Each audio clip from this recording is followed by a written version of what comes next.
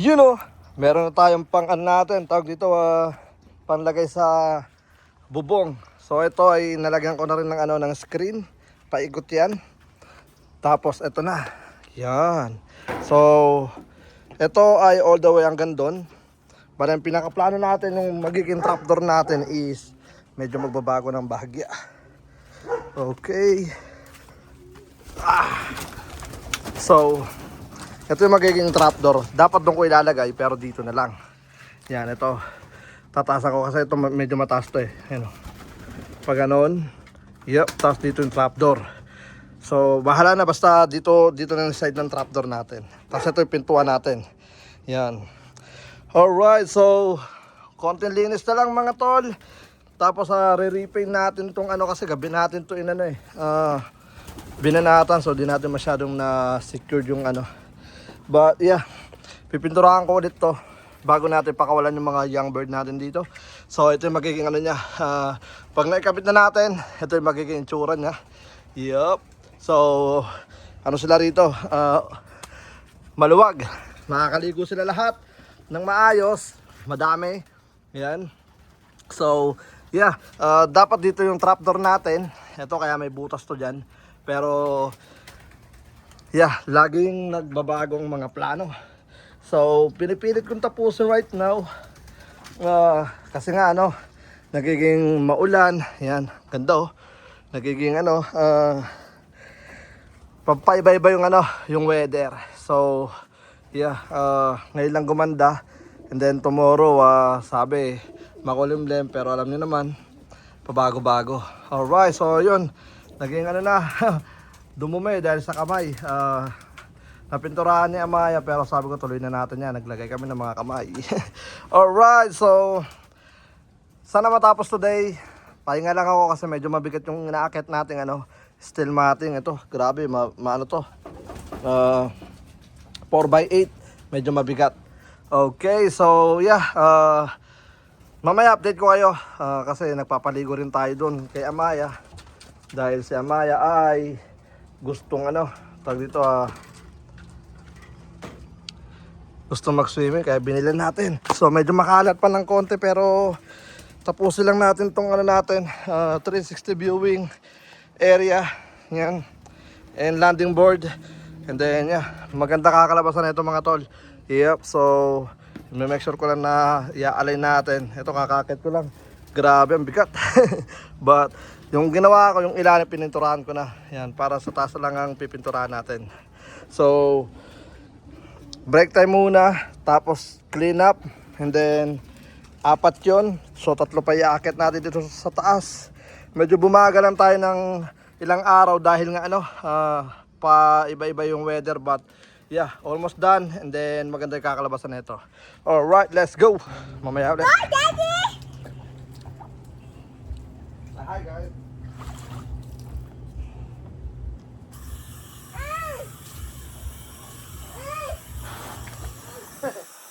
Alright. Go, come on. Hi. Sarap. Ready? Yeah. 1, 2, 3, go! No, huwag kang basahin yung camera. Ready? Come on. 1, 2, 3, go! Woo! Woo! Woo! Wah! Wah! Wah! Dali, bukas sa likod ko. Come on, come on. 1, 2, 3, go!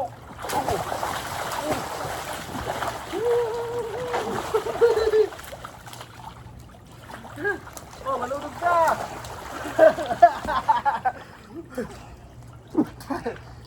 You alright? Daddy, huh? You good?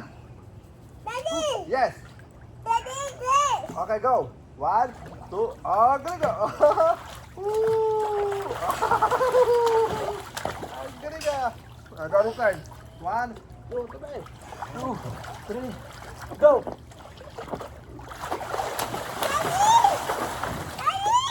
Woo! Yes, you turn. Go, go, go. Oh yeah, galing ka. Okay, so yun na nga mga kaburo ko to. Bali, na-layer ko na yung ano natin, yung ating steel matting dito, then pipinturahan ko na lang yung taas tsaka titibayan natin. Kumbaga lalagyan natin ng mga tornilyo everywhere. So yung plano natin na dito dapat yung ano, yung magiging trapdoor, tinanggal, nagbago isip ko kaya binalik ko yung harang, pero yun na nga lang, may sumobra na. Dahil kung ibabalik ko, sakto lang kasi pinutol ko yan dyan eh. 3 yan eh. But yeah, ginawa ko na lang ng paraan. Yep, nilagyan ko ulit ng kahoy kasi ang magiging trapdoor na natin hindi na dito. Yep, dyan sana, pero rekta doon sa hallway. Pero ang gagawin ko is dito na. Yan, dito na. Kasi napansin ko mas mataas dito. Yan, mas mataas dito. So ngayon, isa pang layer ng ano, steel matting. Nandun yung steel matting, nakapintura na rin. Ginagawa kasi pinipinturahan ko ilalim para pagkalagay, yung taas na lang ang problema. So yeah, ito ang magiging ano natin, trapdoor. Yan. Pag ganun, medyo mataas. Yep.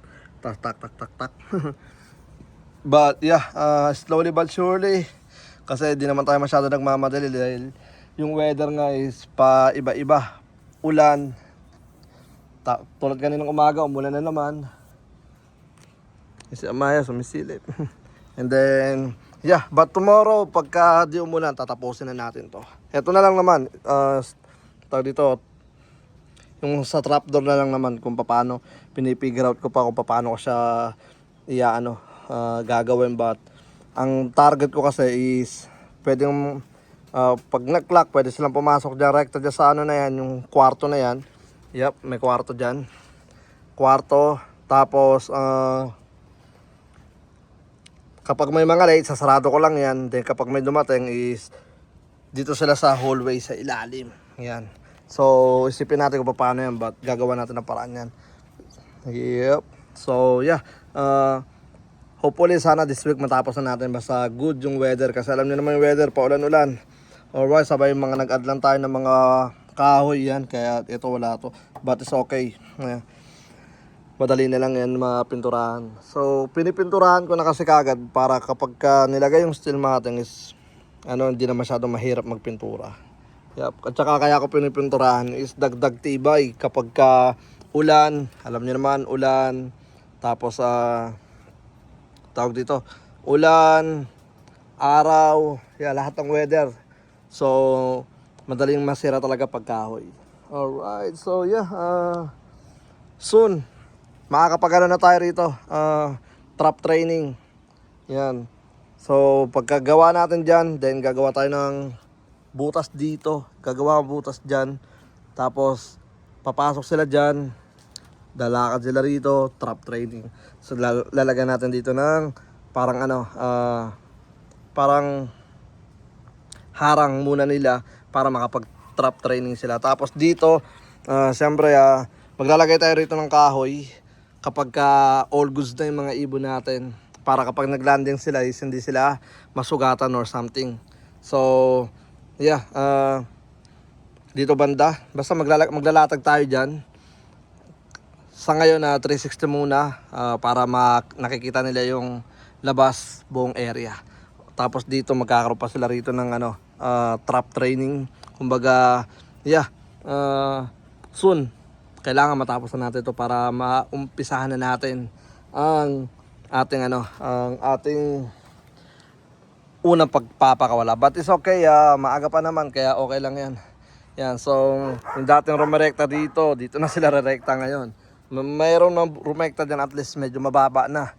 At saka mabilis na silang mapapapasok natin. So yeah, soon titirahin na natin to, but tomorrow isipin natin kung paano ko magagawa. But yeah, bahala na si Batman kumbaga. But yeah, you know naman si Brown G, marami tong idea na naiisip na malupit. Alright, baba muna tayo. Grabe, napakaluwag ng ating magiging aviary. Yes sir. Yep, ito na yung magiging niya, pinaka nila, tawag dito, paarawan. So ito nagulo eh. Kasi si Maymay, nung nagpintura siya rito, sabi ko wag nang gagalawin yung pader, pero nagalaw. But yun na nga, tinatad na namin ng kamay namin. But it's okay. Yep. So yeah, ganito kaluwag, yan, ang ating magiging aviary. Tapos yan, bubuksan ko lang yan. Dati nating, dati nating trapdoor, bubuksan ko lang yan. Labas-pasok sila dyan, pati yun nandun. Yep, so, ano sila rito? Open area. So, ang sukat na ito is 8 by 7, 6 plus 8 plus 8, 16 plus 1, so 17. Yan. So 8 by 17 yung luwag niya. Tapos yung taas niya is 5 feet. So nakayuko tayo ng bahagya. But it's okay. Yep. So yeah. Natin, pinturahan natin para mas matingkad. And then ganun talaga kasi naulan, mabilis silang And then itong mga wala pang pintura, yung mga inad lang natin yan. So ito yung magiging natin. Tingnan nyo kung gano'n tayo. So ngayon, ang pinaka-target, kasi mataas siya. Ito. Yan, mataas. Gagano siya rito. So, ang mangyayari, ganito. Yan, parang ganito. Let's say, teka lang, kuha tayo sample. Teka lang, 2 feet na. Siguro mga ganito. Ayun sakto. Sakto. Yep. So ganito ka yan, ganito kataas. Ang bababa ko pa ng konti pala. Masyadong mataas yan. But ganito kataas, tapos lagyan natin ng paganon, and then pasok sila rito. So pagpasok nila rito, kailangan may pababa siguro pa ganon. Basta iyaano natin yan, pag-aaralan natin kung paano natin magiging trapdoor yan. Yep. So, ang maganda kasi rito sa na to, sa room na to, is hindi siya kalakihan. So, pag may pumasok, at least, kunyari, first drop, makukuha kagad natin at may ilalagay natin doon sa kabilang section. Kasi may isang section pa dyan. May isang section pa dyan. Malawak din. Kasi meron tayo ritong 5 kwarto. Tapos ito pa, sinabayan pa na ito. Grabe, napakaganda. Halos yung sukat na ito is parang dalawang room na nandun sa loob. Yan, 2 room na nandun sa loob. Ang pinakamaganda kasi rito is, let's say na mainit. At saka, makakapag tayo, tawag dito, makakapag lagay tayo ng madaming paliguan ngayon. Di ba? Di na sila siksikan sa 3. So magdadagdag pa tayo ng 4 o 5 para maluwag sila. Alright, so mas healthy ang magagawa natin this year. Mas malakas na warriors ang makukondisyon natin dahil nadagdagan tayo ng ng lawak. At pinakamalapit dito yung ibon is hindi sila makakrowded dahil meron tayong ganito. Grabe. Excited na rin akong makita at makapag-start na tayo makapag-low fly. So sa nagtatanong, may shoutout nga pala, di ko napapangalanan bakit daw di ako naglagay ng post dyan sa gitna. Ito yung dahilan. Yan. So dulo-dulo na yan. Hanggang doon, dulo-dulo na yan. Matibay na yan. Tapos nilagyan mo pa ng ganito. Ito. Pagka nilagyan mo yan all the way hanggang doon sa na yan, kapag tumapa ka dyan is nandito lahat ang puwersa. Yan, puwersa yan. Tapos dito, ganun din. Yep. Kapag tumapa ka dyan, lahat yan puwersa. So, lahat yan, dulo-dulo na yan is kailangan na munang ibagsak bago tayo bumagsak.